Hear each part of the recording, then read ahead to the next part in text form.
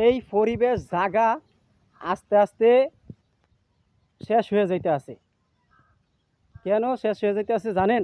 এই পরিবেশ জায়গাটা, এই যে মানুষ বিল্ডিং ঘর তুইলা এরপরে পরিবেশ জায়গাটা বন্ধ হয়ে যাচ্ছে, বুঝছেন ভাই?